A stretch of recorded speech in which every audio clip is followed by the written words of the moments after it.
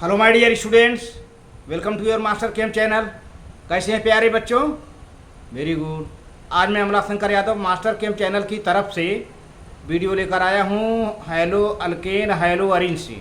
तो प्यारे बच्चों, आज के वीडियो में हमारा जो डिस्कशन होने वाला है वो है reaction of hello arenes, reaction of hello arenes in nucleophilic substitution reaction. Actually देखा जाए तो hello Areen nucleophilic substitution reaction देते नहीं, लेकिन यहाँ पर एक कंडीशन है कि अगर हैलो अरीन में इलेक्ट्रॉन विड्राइंग ग्रुप हों जैसे NO2, COOH, CHO, carbonyl group, ये इलेक्ट्रॉन विड्राइंग ग्रुप हैं, इलेक्ट्रॉन विड्राइविंग ग्रुप हैं, तब वे न्यूक्लियोफिलिक सब्स्टिट्यूशन रिएक्शन देंगे, है ना। अब इसमें बात यह है कि अगर ये इलेक्ट्रॉन विड्राइंग ग्रुप आर्थो और पैरा पोजीशन पर हैं, तब ये आर्थो पैरा पोजीशन पर जो इलेक्ट्रॉन विड्राइंग ग्रुप है वो और पाई इलेक्ट्रॉन से स्टेबलाइज हो जाते हैं। लेकिन अगर मेटा पोजीशन पर हैं प्यारे बच्चों, तो मेटा पोजीशन पर केवल ये पाई इलेक्ट्रॉन से स्टेबलाइज होते हैं, ग्रुप से नहीं, इलेक्ट्रॉन विड्राइंग ग्रुप से नहीं। अतः इसी से रिलेटेड हम ढेर सारी डिस्कशन करने वाले, बहुत ही मस्त रिएक्शन है। तो बताइए, इलेक्ट्रॉन विड्राइंग ग्रुप अगर है तो न्यूक्लियोफिलिक सब्स्टिट्यूशन रिएक्शन दे रहा है, जबकि प्योर हैलो अरीन केवल हाइड्रोजन अटैच हो तब तो न्यूक्लियोफिलिक सब्स्टिट्यूशन रिएक्शन नहीं देगा, इलेक्ट्रोफिलिक सब्स्टिट्यूशन रिएक्शन देगा। लेकिन उसी में अगर इलेक्ट्रॉन विड्राइंग ग्रुप जैसे NO2, COOH, CHO लगा दीजिए, तब ये क्या करने लगेंगे, न्यूक्लियोफिलिक सब्स्टिट्यूशन रिएक्शन देना शुरू कर देंगे। तो प्यारे बच्चों, ये बोर्ड के हिसाब से बहुत ही इम्पॉर्टेंट है और देखते हैं इसको। हाँ, तो प्यारे बच्चों, important reactions of hello arenes. तो हैलो अरीन के इम्पॉर्टेंट 3 रिएक्शन है। एक तो replacement of hydrogen by hydroxyl group, फिर दूसरा है इलेक्ट्रोफिलिक सब्स्टिट्यूशन रिएक्शन, और तीसरा है मिसलेनियस रिएक्शन। तो यह पूरा रिएक्शन तो आज मैं नहीं कर पाऊंगा, केवल replacement of hydrogen by hydroxyl group जो कि एक न्यूक्लियोफिलिक सब्स्टिट्यूशन रिएक्शन की बात करता है। और मैंने पहले बताया था कि hello Areen nucleophilic substitution reaction देते नहीं, कुछ कंडीशन, ड्रास्टिक कंडीशन क्रिएट कर दिया जाए तब जो है न्यूक्लियोफिलिक सब्स्टिट्यूशन रिएक्शन देते हैं प्यारे बच्चों।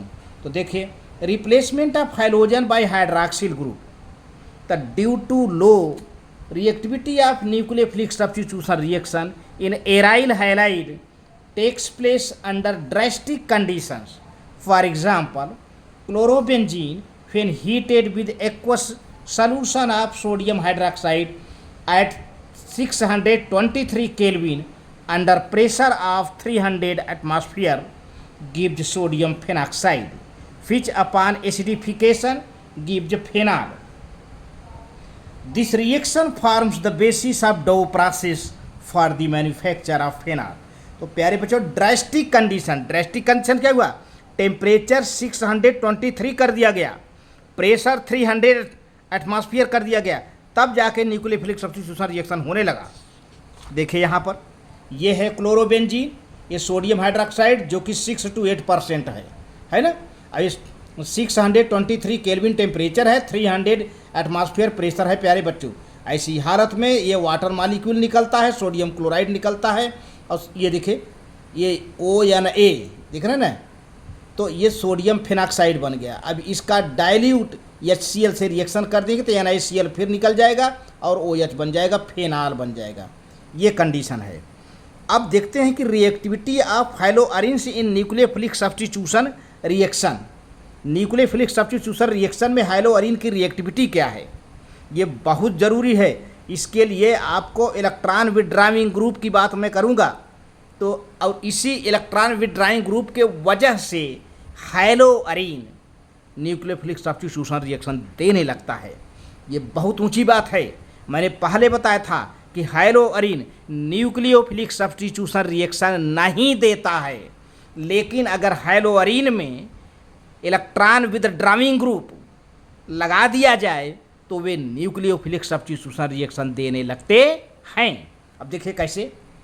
Displacement of hydrogen in haloarenes takes place under drastic conditions by nucleophilic substitution reactions. जैसे कि आपने ऊपर देखा, it has been observed that the presence of electron withdrawing group EWG such as fluoride, chloride, bromide, iodide, NO2, cyanide, carbonyl CO, COOH, CHO, COOR, COCl, SO3H, CF3, NH3, NR3 etcetera, ये सब क्या है? Electron withdrawing group हैं।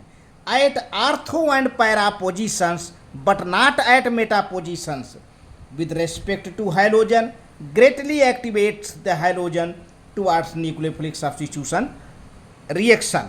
देखिए, अब देखिए प्यारे बच्चों, यहाँ पर है, यहाँ पे further the greater the number of EWG मतलब electron withdrawing group at ortho and para positions with respect to hydrogen more reactivity of haloarenes. मतलब जैसे जैसे इलेक्ट्रॉन विदड्रॉइंग ग्रुप का नंबर बढ़ता जाएगा वैसे वैसे हाइलोअरीन की रिएक्टिविटी भी बढ़ती जाएगी प्यारे बच्चों। तो अब आप देखिए, तो पहले तो आप यहाँ पर देखिए, पहले ड्रास्टिक कंडीशन की बात हो जाए। ये क्लोरोबेंजीन है, देख रहे हैं ना, यहाँ पे 6 to 8% सोडियम हाइड्रोक्साइड लिया और 623 kelvin temperature, 300 atmosphere pressure, dilute HCl से रिएक्शन कराया तो क्या हो गया? क्लोरोबेंजीन बन जाता है फेनॉल में। लेकिन वही चीज़ अब एक इलेक्ट्रॉन विदड्रॉइंग ग्रुप NO2 लगा है, यहाँ पे तो कोई इलेक्ट्रॉन विदड्रॉइंग ग्रुप नहीं था, लेकिन यहाँ पर एक NO2 इलेक्ट्रॉन EWG है, इलेक्ट्रॉन विदड्रॉइंग ग्रुप है पैरा पोजीशन पर, पैरा पोजीशन प्यारे बच्चों, तो इसकी रिएक्टिविटी और बढ़ गई और 15% NaOH है, टेम्परेचर घटकर 443 केल्विन हो गया। रिएक्शन वही रहेगा, डाइल्यूट HCl से रिएक्शन कराया गया तो क्या होगा? NO2 लगा रहेगा, अब ये क्लोरीन डिस्प्लेस हो जाएगा और OH लग जाएगा, OH। इस तरह से न्यूक्लियोफाइल हटा दिया क्लोरीन को तो 4 नाइट्रोफेनॉल बन गया। ठीक है, अच्छा अब देखो प्यारे बच्चों, ये तो 1 क्लोरो 4 नाइट्रोबेंजीन था। अब देखिए तीसरे कंडीशन में ये क्लोरीन है, एक electron withdrawing group ortho position पर है, दूसरा electron withdrawing group para position पर है। इस तरह से अब दो इलेक्ट्रॉन विदड्रॉइंग ग्रुप हो गए, रिएक्टिविटी और बढ़ जाएगी। मैंने बताया था कि जैसे जैसे EWG इलेक्ट्रॉन विदड्रॉइंग ग्रुप बढ़ता जाएगा वैसे वैसे रिएक्टिविटी बढ़ता जाएगा। NO2, अब NO2 देखे दो हो गए ना, तो अब केवल एक्वस NaOH लिया जाएगा, टेम्परेचर और घट गया। देखिए टेम्परेचर कैसा घटता जा रहा है, 368 केल्विन, डाइल्यूट HCl से रिएक्शन करा देंगे तो क्या हो जाएगा? ये क्लोरीन हट जाएगा प्यारे बच्चों और ये हो जाएगा OH। देखिए अब यहाँ पे ये लगा रहेगा, यानी फिटक 2,4 डाइनाइट्रोफेनॉल बन गया। तो अब आप देखिए पहले कंडीशन में ए में कोई इलेक्ट्रॉन विदड्रॉइंग ग्रुप नहीं लगा है, केवल क्लोरीन है एक, इसी को इलेक्ट्रॉन विदड्रॉइंग ग्रुप कहिए समझिए, और 6 to 8% NaOH लगा है और टेम्परेचर 623, प्रेशर 300 ATM। लेकिन दूसरे कंडीशन में एक इलेक्ट्रॉन विदड्रॉइंग ग्रुप यहाँ पैरा पोजीशन पर लग गया है, 15% NaOH हो गया, टेम्परेचर देखिए कैसा घट करके 443 हो गया, वही बना, लेकिन 4 नाइट्रोफेनॉल बन गया यहाँ पर। और तीसरे कंडीशन में प्यारे बच्चों 1, 2 इलेक्ट्रॉन विदड्रॉइंग ग्रुप हैं, एक यहाँ एक यहाँ, ये आर्थो पोजीशन पे पैरा पोजीशन पर। तो अब देखिए केवल कोई परसेंट नहीं, केवल एक्वस NaOH ले लिया गया और टेम्परेचर देखिए कैसा घट करके 368 हो गया, बहुत कम हो गया, देखना। तो अब होगा 2,4 डाइनाइट्रोफेनॉल बन गया प्यारे बच्चों। तो अब देखिए अभी और अब आप देखिए इसमें लास्ट कंडीशन में इलेक्ट्रॉन विदड्रॉइंग ग्रुप 1, 2, 3 NO2 लग गए, देख रहे हैं ना, 2 आर्थो पोजीशन पर, एक पैरा पोजीशन पर, और ज़्यादा एक्टिविटी बढ़ जाएगी। नहीं, न्यूक्लियोफिलिक सब्स्टिट्यूशन रिएक्शन बढ़ता जाता है जैसे जैसे इलेक्ट्रॉन विदड्रॉइंग ग्रुप मतलब EWG बढ़ते जाते हैं वैसे वैसे न्यूक्लियोफिलिक सब्स्टिट्यूशन रिएक्शन प्यारे बच्चों बढ़ता जाता है। तो यहाँ सिर्फ देखिए NaOH नहीं, केवल H2O से ही हो जा रहा है, केवल H2O से ही हो जा रहा है, OH मिल जाएगा। अब देखिए टेम्परेचर कैसा घट गया, 323, बहुत कम हो गया। तो इस तरह से हो गया, देखिए 4,6 ट्राई नाइट्रोक्लोरोबेंजीन या पिक्राइल क्लोराइड बन गया। लेकिन यहाँ पर एक क्लोरीन हट जाएगा अब, तो क्या हो जाएगा, OH आ गया है, हेलोजन डिस्प्लेस हो गया OH से, तो क्या हो जाएगा 2,4,6 ट्राई नाइट्रोफेनॉल, 2,4,6 ट्राई नाइट्रो, 3 बार है ट्राई नाइट्रोफेनॉल। इसको पिक्रिक एसिड कहते हैं प्यारे बच्चों, काफ़ी एक्सप्लोजिव है, विस्फोटक होता है। अब मैकेनिज्म कैसे, रिएक्शन तो हमने सिंपली बता दिया, लेकिन मैकेनिज्म क्या होता है इसका। देखिए अगर आर्थो पैरा पोजीशन पर यानी O2 प्रेजेंट है, तब तो जो रिजोनेटिंग स्ट्रक्चर हैं वो यानी O2 से स्टेबलाइज होते हैं और पाई इलेक्ट्रॉन से भी स्टेबलाइज होते हैं। लेकिन अगर यानी O2 प्यारे बच्चों आर्थो पैरा पोजीशन पर न हो करके मेटा पोजीशन पर रहता है, तब रिजोनेटिंग स्ट्रक्चर केवल पाई इलेक्ट्रॉन से स्टेबलाइज होता है, केवल उसमें नाइट्रो ग्रुप शामिल नहीं होता है, केवल पाई इलेक्ट्रॉन से स्टेबलाइज होता है प्यारे बच्चों। तो इस तरह से उसकी रिएक्टिविटी तो कम हो गई ना, उसकी रिएक्टिविटी कम हो गई आर्थो पैरा पोजीशन वाले से। तो देखिए उसी की बता रहा हूँ मैकेनिज्म, यहाँ पे देखें अटैक एट पैरा पोजीशन, देखो प्यारे बच्चों ध्यान से देखिए, ये यानी O2 पैरा पोजीशन पर लगा है, ये क्लोरीन है। अब देखिए यहाँ पर ये पाई इलेक्ट्रॉन, ये OH यहाँ अटैक कर रहा है कार्बन पर, आप समझते जाओ, OH कार्बन पर अटैक किया तो यहाँ पर जो है डबल बॉन्ड बनने की कोशिश लगातार होगा नहीं, तो ये इलेक्ट्रॉन यहाँ पर आ गया, देख रहे हैं ये इलेक्ट्रॉन यहाँ पर आ गया।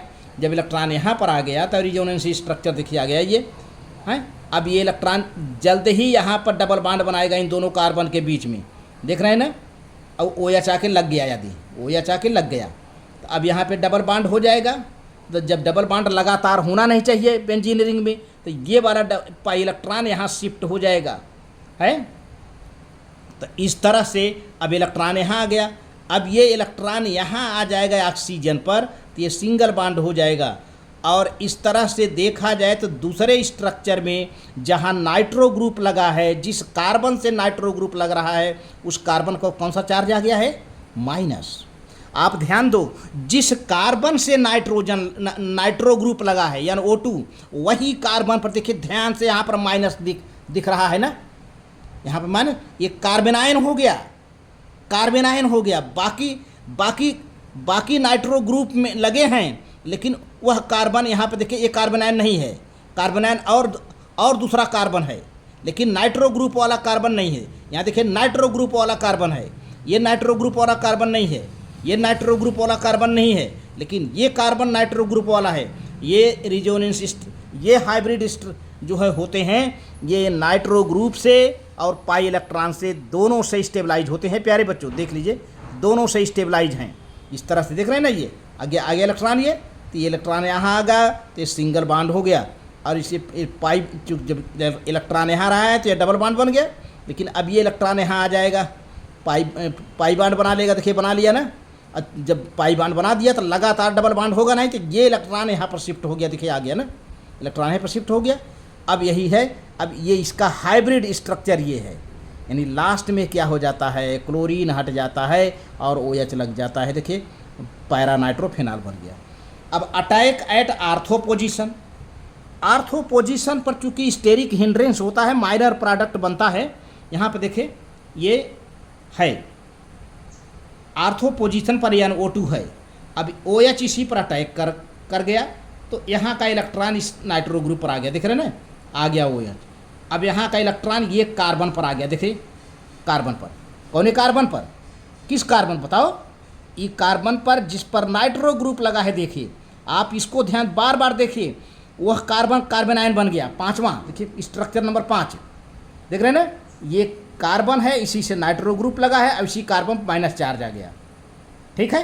तो ये कार्बेनायन है, and this carbanion is stabilised by nitro group and pi electron से भी इस तरह से है। अब अगली बार भी कार्बेनायन बनेगा, लेकिन वह कार्बेनायन नहीं होगा जिससे नाइट्रो ग्रुप अटैच होगा।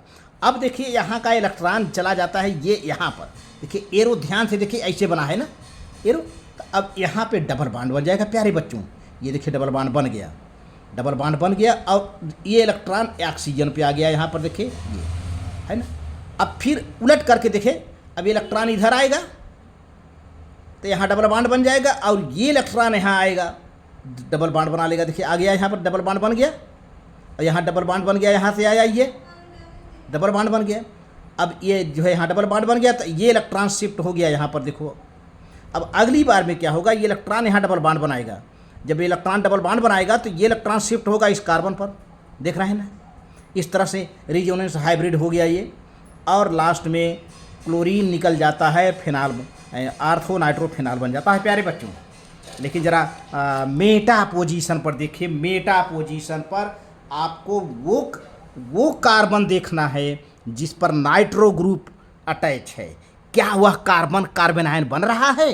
क्या उस कार्बन पर माइनस चार्ज आ रहा है? उस कार्बन को खूब आंखें गड़ा के देखना है जिस पर नाइट्रो ग्रुप गड़ा है। मेटा पोजीशन पर नाइट्रो ग्रुप है, क्या मेटा पोजीशन वाला कार्बन माइनस चार्ज में दिखता है में? यही आपको देखना है। देखें यहाँ पर ये मेटा पोजीशन पर NO2 ग्रुप है, ध्यान दीजिए। अब ये O2 आ रहा है, OH हाइड्रॉक्सिल ग्रुप आ रहा है, अटैच हो रहा है, अटैच हो गया यहाँ पर, ठीक है। अब ये इलेक्ट्रॉन यहाँ आया, ठीक आ गया यहाँ पर, ये देखिए दिख रहा है यहाँ पर, ये एरो है ना, हाँ दिख रहा है, ठीक। अब क्या होगा, अब ये इलेक्ट्रॉन इस कार्बन के बीच में डबल बॉन्ड बना लेगा, तो ये इलेक्ट्रॉन यहाँ शिफ्ट हो गया, देखिए डबल बॉन्ड बन गया यहाँ पर, इलेक्ट्रॉन यहाँ शिफ्ट हो गया। अब ये इलेक्ट्रॉन जल्द ही इस दोनों कार्बन के बीच में डबल बॉन्ड बनाएगा, तो ये यहाँ आ जाएगा, है ना। तो इस तरह से हाइब्रिड स्ट्रक्चर हो गया OH। अब अगली बार में क्या होगा, हाइब्रिड स्ट्रक्चर ये हो गया, बाद में ये क्लोरीन निकल जाएगा, रिएक्शन फास्ट हो जाएगा और मेटा नाइट्रोफिनाल हो गया। अब आप हमारी बात ध्यान दीजिए, यहाँ पे देखिए, ये यहाँ पे नाइट्रो ग्रुप, ये मेटा पोजीशन है, नाइट्रो ग्रुप लगा है। अब इस कार्बन पर माइनस चार्ज नहीं दिख रहा है ना, नहीं आया ना, यस यही बात है। तो मतलब मेटा पोजीशन का नाइट्रो ग्रुप का कार्बन कार्बन आयन नहीं बनता, इसलिए मेटा ग्रुप पर अटैच नाइट्रो ग्रुप का जो स्ट्रक्चर है वह केवल पाई इलेक्ट्रॉन से स्टेबलाइज होता है, not by nitro group. Nitro group इस स्ट्रक्चर को, ये जितने स्ट्रक्चर दिख रहे हैं उनको स्टेबलाइज करने में अपना कोई रोल नहीं कर रहा है, क्योंकि नाइट्रो ग्रुप से अटैच कार्बन कार्बन आयन नहीं बना है ना, तो केवल पाई इलेक्ट्रॉन से ही स्टेबलाइज है सारा स्ट्रक्चर। अब देखिए वही बात मैं बताने जा रहा हूँ। In the case of ortho and para chloro nitrobenzene, one of the resonating structure like second मैंने बताया था दूसरा वाला, in the case of para chloro nitrobenzene and fifth in the case of ortho chloro nitrobenzene carries negative charge. मैंने बताया था ना, दूसरा स्ट्रक्चर और पांचवा स्ट्रक्चर के कार्बन जो है निगेटिव चार्ज लिए हुए हैं on the carbon atoms bearing the nitro group, जिससे नाइट्रो ग्रुप अटैच है। And these carbanions are stabilised by nitro group as well as pi electron. इस पर ध्यान दीजिए, आर्थो पैरा कार्बन के कार्बेनाइन किससे स्टेबलाइज हैं? नाइट्रो ग्रुप से और पाई इलेक्ट्रॉन से। ध्यान दीजिए, नाइट्रो ग्रुप से पाई इलेक्ट्रॉन से। लेकिन अब मेटा पोजीशन की बात वही मैं दोबारा कहने जा रहा हूँ। In the case of metachloronitrobenzene there is no such structure in which the negative charge is present on the carbon atom bearing nitro group. मतलब जिस कार्बन से नाइट्रो ग्रुप जुड़ा हुआ है वह कार्बन पर निगेटिव चार्ज नहीं है। मैंने अभी दिखाया भी स्ट्रक्चर में। Does the carbanion is not stabilised by nitro group but stabilised by pi electron only. Pi electron से स्टेबलाइज है प्यारे बच्चों। The carbanions resulting from ortho chloro nitrobenzene and para chloro nitrobenzene are more stable. तो इसीलिए चूँकि ortho para के कार्बेनाइन nitro group से और पाई इलेक्ट्रॉन दो से स्टेबलाइज हो रहे हैं, तो इसीलिए कहा जा रहा है कि carbanions resulting from ortho chloro nitrobenzene and para chloro nitrobenzene are more stable than that of resulting from meta chloro nitrobenzene. वो तो है ही है, क्योंकि मेटाक्लोरो नाइट्रोबेंजीन केवल पाई इलेक्ट्रॉन से स्टेबलाइज है, उसमें नाइट्रो ग्रुप नहीं शामिल है। लेकिन आर्थो पैरा क्लोरो नाइट्रोबेंजीन पाई इलेक्ट्रॉन से भी स्टेबलाइज हैं और नाइट्रो ग्रुप से भी स्टेबलाइज हैं। तो इस तरह से देखा जाए, जैसे जैसे इलेक्ट्रॉन विथड्राइंग ग्रुप का नंबर बढ़ता जाता है वैसे वैसे न्यूक्लियोफिलिक सब्स्टिट्यूशन रिएक्शन भी बढ़ता जाता है। प्यारे बच्चों देखिए, the presence of electron withdrawing group at ortho and para positions but not at meta positions with respect to halogen activates the aryl halide towards nucleophilic substitution reactions. इस तरह से जैसे जैसे electron withdrawing group ortho para position पर बढ़ते जाते हैं, Meta पर नहीं, तो वे न्यूक्लियोफिलिक सब्स्टिट्यूशन रिएक्शन बढ़ा देते हैं। ये बहुत मोटी बात है। वैसे आप तो पढ़े हैं सादा सादा कि न्यूक्लियोफिलिक सब्स्टिट्यूशन देता ही नहीं, लेकिन मैं कहता हूँ कि अगर इलेक्ट्रॉन विथड्राइंग ग्रुप लगा दीजिए तो अपना रूप बदल लेगा, वो न्यूक्लियोफिलिक सब्स्टिट्यूशन रिएक्शन देने लगेगा। बट ये है कि इलेक्ट्रॉन विथड्राइंग ग्रुप लगा हो, as the number of nitro group at ortho and para positions increases the stabilization of a resulting carbanion increases. जैसे जैसे आर्थो पैरा पोजीशन पर इलेक्ट्रॉन विथड्राइंग ग्रुप या नाइट्रो ग्रुप बढ़ते जाते हैं वैसे वैसे स्टेबलाइजेशन भी बढ़ता जाता है, और जो है due to more structure of the type second and type 5 hence the reactivity of aryl halide further increases. इस तरह से एराइल हैलाइड की रिएक्टिविटी बढ़ती जाती है। Although the presence of nitro group at meta positions with respect to halogen does not stabilize by the resulting carbanion by resonance effect, it does not stabilize it somewhat by the inductive effect as compared to carbanion resulting from chlorobenzene। देखा जाए तो chlorobenzene से ज़्यादा reactive है। Although the presence of nitro group at meta position with respect to halogen does not stabilize the resulting carbanion by resonance effect, it does stabilize it somewhat by the inductive effect as compared to carbanion resulting from chlorobenzene itself. Consequently, the metachloronitrobenzene is more reactive then chlorobenzene towards nucleophilic substitution reaction. तो प्यारे बच्चों, यहाँ पर chlorobenzene की बात हो रही है और नाइट्रोक्लोरोबेंजीन जो कि मेटा पोजीशन पर नाइट्रो ग्रुप लगा है। तो मेटा पोजीशन पर लगा हुआ नाइट्रो ग्रुप के वजह से वह स्टेबलाइज है पाई इलेक्ट्रॉन से, लेकिन केवल क्लोरोबेंजीन हो जिस पर इलेक्ट्रॉन विथड्राइंग ग्रुप ना हो किसी और पोजीशन क्लोरीन के अलावा, तो उससे रिएक्टिव होता है कौन? क्लोरोनाइट्रोबेंजीन। यानी क्लोरोबेंजीन से क्लोरोनाइट्रोबेंजीन ज़्यादा रिएक्टिव हो जाता है। ऐसा क्यों? क्योंकि क्लोरोनाइट्रोबेंजीन में नाइट्रो ग्रुप जुड़ा हुआ है मेटा पोजीशन पर, अब केवल क्लोरोबेंजीन में क्लोरीन है ना। तो इसलिए इंडक्टिव इफेक्ट के कारण meta chloronitrobenzene is more reactive than chlorobenzene towards nucleophilic substitution reaction. तो प्यारे बच्चों, ये बातें रही इलेक्ट्रॉन विथड्राइंग ग्रुप और nucleophilic substitution reaction of aryl halide due to presence of electron withdrawing group at ortho and para positions. ये बहुत ही important है क्योंकि ये स्टूडेंट के माइंड को चकरा देने वाली बात है। स्टूडेंट इतना ही जानता है कि क्लोरोबेंजीन न्यूक्लियोफिलिक सब्स्टिट्यूशन रिएक्शन नहीं देता, लेकिन वो ऊपर पढ़ रहा है। अगर उसको और गहराई में जाए कि EWG लगा दिया जाए, इलेक्ट्रॉन विथड्राइंग ग्रुप लगा दिया जाए, तो न्यूक्लियोफिलिक सब्स्टिट्यूशन रिएक्शन देने लगता है। तो ये सब चीज़ें हैं। इसमें मेटा पोजीशन का भी मैंने काफ़ी डिस्कशन कर लिया, और आज के डेट में बस इतना ही प्यारे बच्चों। Very good, thank you.